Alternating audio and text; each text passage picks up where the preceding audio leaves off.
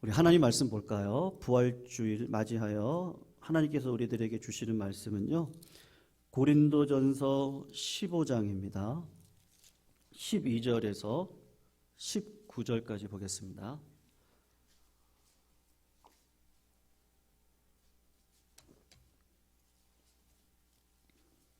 고린도전서 15장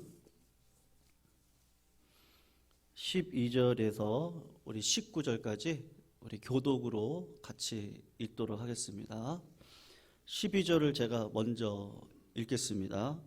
그리스도께서 죽은 자 가운데서 다시 살아나셨다 전파되었거늘 너희 중에서 어떤 사람들은 어찌하여 죽은 자 가운데서 부활이 없다 하느냐. 만일 죽은 자의 부활이 없으면 그리스도께서 만일 다시 살아나지 못하셨으면 우리가 전파하는 것도 헛것이고 또 너희의 믿음도 헛것이며 또 우리가 하나님의 거짓 증언으로 발견되리니 우리가 하나님이 그리스도를 다시 살리셨다고 증언하였음이라.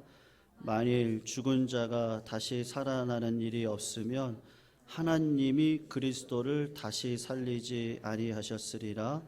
만일 죽은 자가 다시 살아나는 일이 없으면 그리스도도 다시 살아나신 일이 없을 터이요. 그리스도께서 다시 살아나신 일이 없으면 너희의 믿음도 헛되고 너희가 여전히 죄 가운데 있을 것이요. 또한 그리스도 안에서 잠자는 자도 망하였으리니. 같이 읽습니다. 만일 그리스도 안에서 이 세상의 삶뿐이면 자 일어라. 아멘. 고린도 교인들 중에 그 예수님의 부활을 믿으면서도요, 동시에 자신의 부활을 믿지 아니하는 성도님들이 있었습니다. 그래서 오늘 우리가 좀 살펴보기 원하는 것이 무엇이냐 하면, 부활이 주는 은혜가 무엇일까? 여러 가지가 있을 건데, 부활을 믿는 자들이 이 땅을 우리 성도님들이 살아가시면서 나타나는 중요한 표지가 있거든요. 그것을 통해서 하나님은 우리의 예배를 받으시기도 하시고 거절하기도 하시거든요. 그래서 오늘 짧지만 중요한 내용 하나를 좀 살펴보면 좋을 것 같습니다. 성도님들, 부활을 생각할 때 우리가 가지고 있는 한 가지 고정관념이 있습니다. 그것을 바꿀 필요가 있으신데, 부활 그러면 우리가 꼭 부활을 예수님이 재림하실 그때 우리가 부활할 거다.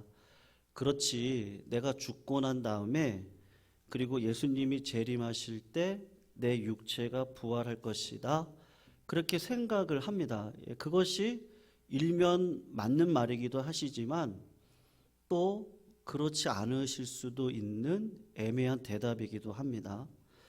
그래서 어떻게 살아가시느냐 하면, 하루하루 살아가시는 생활이 부활과는 무관하게 살아가실 경우가 종종 우리들의 삶 가운데 있습니다. 그러면 부활의 은혜가 무엇이겠어요? 여러분, 예수님께서 부활하셨다면 전제가 있거든요. 죽으셨다는 건데, 여러분, 예수님이 무엇이 죽으셨어요? 1번 육체, 2번 영혼. 육체와 영혼이 있습니다. 무엇이 죽으셨겠어요? 육체가 죽으시지 않으셨겠습니까? 영혼은 죽지 않습니다. 예수님께서 십자가 달려 돌아가실 때 우리 한편 강도가 회심하는 사건을 고난주간 특별 새벽 기도회를 통해서 살펴보았는데, 회심한 강도에게 주님이 하셨던 말씀이 있어요. 그게 뭐냐 하면, 네가 오늘 죽잖아요. 죽으면 너가 나와 함께 어디에 가 있는다 그래요? 낙원에 가 있을 것이다. 그렇게 말씀을 하셨습니다. 다른 말로 이야기하면, 예수님의 영혼이 죽으셨다면 예수님께서 한 강도에게 하셨던 말씀은 거짓말이 되는 거죠. 그러니까 십자가에 달려 죽으셨을 때 육신이 죽는 거지 영혼이 죽는 건 아니다. 그렇게 성경이 이야기를 하는데 구약에서는요, 사람이 죽으면 이 영혼이 어디로 간다고 이야기를 하냐? 음부로 간다고 이야기를 합니다. 근데 신약에 가면 이 음부를 두 가지로 나눠서 설명을 하거든요. 그래서 나사로의 비유 있잖아요. 예수님께서 나사로의 비유를 하시면서 아브라함과 나사로가 죽고 난 다음에 그 영혼이 가 있는 곳이 있는데 거기가 어디냐? 음부입니다. 근데 음부를 두 개로 나눠서 첫 번째 아브라함 믿음의 사람이 가 있는 곳은 낙원이고요. 그리고 죄악된 삶을 사셨던 분들이, 믿지 않는 분들이 죽고 나면 육체는 죽는데 영혼은 살아있잖아요. 그 영혼이 가 있는 곳은 음부다. 그렇게 말씀을 하십니다. 어쨌든 중요한 것은 예수님께서 십자가에서 죽으셨을 때 영혼은 죽지 않는구나. 그래서 예수님의 영혼, 그리고 한편 회심한 강도의 영혼, 그리고 성도님들의 영혼은 다 어디 가 있습니까? 낙원에 가 있을 겁니다. 믿으십니까? 약하네요. 믿으세요? 네. 우리 부모님들 다 어디 가 계세요? 낙원에 가 계세요. 낙원에요. 그러므로 예수님의 부활은 영혼이 부활하는 건 아니고 육체가 부활합니다. 그리고 예수님께서 부활하셨을 때 그 부활한 육체와 함께 영혼이 결합이 되시는 거예요. 그럴 때 예수님의 육체의 부활을 생각할 때 조금 더 생각하셔야 될 부분이 있습니다. 어떤 육체로 부활을 하는 거예요? 이게 중요하거든요. 예수님이 공생애 가운데 부활시킨 사람들이 몇 명 있었어요. 기억나시는 분들 누가 계세요? 나사로가 있죠. 죽은 지 나흘 만에 살리셨어요. 부활하셨어요. 야이로의 딸이 있습니다. 그리고 과인성 과부의 아들도 예수님이 살리셨어요. 그러니까 육체가 살아난 거잖아요. 근데 그 육체는 어떤 육체예요? 다시 죽어요? 아니면 영원히 살아요? 죽는 육체예요. 부활을 했는데 그 육체는 죽는 육체입니다. 나사로가 다시 죽었다가 다시 살아났습니다. 그 이후에 어떻게 됐습니까? 다시 죽습니다. 회당장의 딸이 다시 살아났습니다. 나인성 과부의 아들이 다시 살아났습니다. 그런데 똑같이 죽었습니다. 왜냐하면 그 부활한 육체는 죽었다가 살아났음에도 불구하고 어떤 육체냐 하면요, 아직까지는 죄를 이길 수 있는 육체는 아니거든요. 여기서 차이점이 있는 거예요. 예수님께서 죽으신 것은, 그 죽음은 무엇을 향한 죽음이에요? 죄를 향한 죽음이었습니다.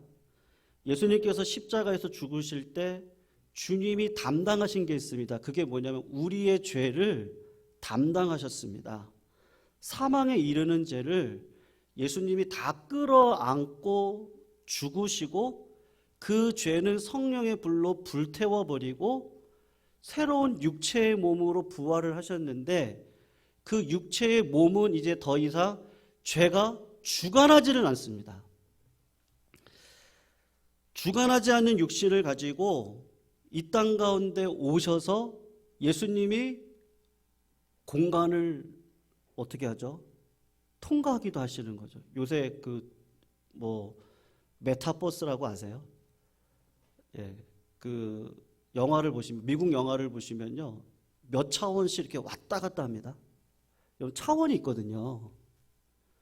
그런데 그 육체가요, 이제는 먼 우주를 갔다가도 다시 이 현 세계로 오고 과거로도 가고 미래로도 갈 수 있는 그런 육체를 가지고 오셨는데, 오셔서 우리 주님이 하신 일이 뭐냐 하면 제자들하고 밥도 드시고 이야기도 나누시고 그리고 승천도 하시고 그런 영광의 육체를 가지고 오셨단 말이에요. 그러니까 우리의 지금 육체는요, 하늘로 올라가면 올라갈수록 기압에 의해서 우리 뭐 이 몸 안에 있는 모든 것들이 터져나가서 죽을 건데 예수님의 육체는 그렇지가 않다는 것이죠.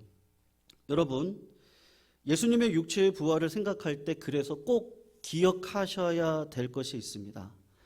그게 뭐냐 하면 예수님의 육신은 이제 더 이상 죄가 넘어올 수 없는 육체예요. 그래서 주님은 더 이상 죄를 범할 수도 없고 불법하고 불순종하는 육체를 갖고 이 땅을 살아갈 수도 없고, 그것이 예수님께서 부활의 몸을 입고 육신의 그 부활을 우리들에게 보여주신 핵심이다라고 할 수가 있습니다. 그래서 여러분 중요한 건 이거예요. 그러면 우리에게는 도대체 무슨 의미예요, 그게? 그리고 부활을 믿는 자들의 실제적인 삶의 그 표지라고 할까요? 우리 고등학생들이 교복을 입죠. 교복을 입는 모습을 보고 학생이구나라는 걸 압니다. 목사는 이렇게 가운도 있고요. 여기 스톨도 이렇게 합니다. 그러니까 목사라는 걸 압니다. 그러니까 신자는 신자의 옷이 있잖아요. 그리스도의 옷을 딱 입으시고 이 땅을 살아가시는데 그 표지가 뭐겠어요? 아주 중요한 문제인데요. 병이 낫는 거예요? 그럴 수도 있고 아닐 수도 있습니다. 왜냐하면 그 육신은요, 죄를 이길 수 없는 육신이거든요. 그러니까 아무 소용없어요. 그러면 남들보다 조금 부유한 생활을 하는 것이 예수 믿는 표지입니까? 성도님들, 그럴 수도 있고 아닐 수도 있습니다. 세상에 큰 권세를 갖고 살아갈 수도 있고 그렇지 않을 수도 있습니다. 그런데 예수 믿는 자에게 나타나는 독특한 특징이 하나가 있는데 그게 뭐겠어요? 여러분, 예수님이 새 육신을 입으셨을 때 죄가 예수님을 넘어올 수 있습니까? 없습니까? 없습니다. 그러니까 예수 믿는 자, 부활을 믿는 자들의 특징은 뭐예요? 죄와 싸우시는 일을 멈추시지를 않는 것이죠. 처음에 저 예수 믿을 때 부끄러운 말씀인데요. 목사가 되면 예수를 잘 믿을 줄 알았습니다. 그런데 목사가 되고도 여전히, 여러분, 제가 제 마음에 있는 죄를 오늘 다 고백을 드리면요, 성도님들이 오늘 제 설교를 못 들으실 거예요. 네. 왜냐하면 어떻게 저런 분이 이렇게 말씀을 증거하세요? 네. 제가 그렇다고 도둑질을 하겠습니까? 그러진 않거든요. 그런데 이렇게 성화라는 걸 다시 깨닫게 되더라고요. 처음에는 그냥 도둑질 안 하고 간음 안 하고 그 십계명에 나와 있는 그런 것들만 안 하면 되겠다 생각을 했습니다. 그런데 내 마음 안에 이렇게 움트리고 있는 그 죄가 있더라고요. 그게 죄가 뭐죠? 때로는 믿고 질투하고 시기하고 음란한 마음을 품고, 그 모든 죄악들이 제 마음 가운데 그냥 하루가 멀다 하고 들어왔다 나갔다 들어왔다 나갔다 합니다. 부활을 믿는 성도의 실제 삶은 무엇으로 드러납니까? 그럴 수도 있고 아닐 수도 있는 건 절대 기준이 아니죠. 근데 진짜 표지는 뭐예요? 죄와 싸우고 있는 신자의 현실입니다. 예수님께서 이 땅에 오셔서 제자들에게 주셨던 말씀이 뭐예요? 가시기 전에 하셨던 말씀 있죠. 그게 뭐죠? 서로 사랑해라. 그 전에 뭐가 있었죠?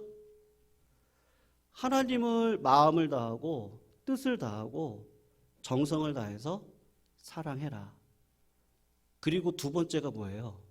내 이웃을 내 몸과 같이 사랑해라. 근데 제 마음 가운데 사랑이 없어요. 네. 전 목사가 되면 있다고 생각했거든요. 경건의 훈련을 하면 있겠지. 근데 아니더라고요. 주님이 이 땅 가운데 이루셨던 진짜 신앙의 능력을 주님을 바라보면서 주님이 그래서 그러셨나 봐요. 구해야 된다고요. 두드리고 찾아야 된다고요. 성령을 구해야 된다고. 왜 그랬을까? 우리가 부활신앙을 갖지 않으면 이렇게 살아갑니다. 내 마음대로요 합니다. 내 마음대로. 그래서 내 마음대로 미워하고 내 마음대로 원하는 것을 추구하고 그리고 이렇게 고백하는 거죠. 저는 육신이 약해서요. 육신이 약해서 제가 범죄합니다. 습관적인 죄에 빠져 있습니다. 그랬던 사람이 성령 안에 들어가면 어떻게 되는 거예요? 신기하게도 내 마음 안에 있는 작은 죄라도 이게 하나님 앞에 큰 죄구나. 그걸 깨달아서 다시 어디로 들어갑니까? 성령으로 들어가게 되어 있습니다. 성령으로. 그러한 자는 날마다 살아있는 거죠. 믿으시죠? 그렇지 않고 내 마음대로요. 오늘도 내 마음대로. 오늘도 내 계획대로. 오늘도 내 뜻대로. 그리고 하나님 이렇게 해주셔야죠.